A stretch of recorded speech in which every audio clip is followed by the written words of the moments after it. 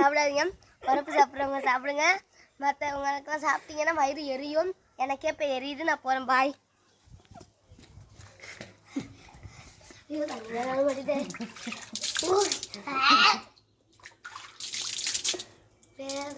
சாமி மிளகா இதில் ஏன்டா என் பாவத்தை வாங்க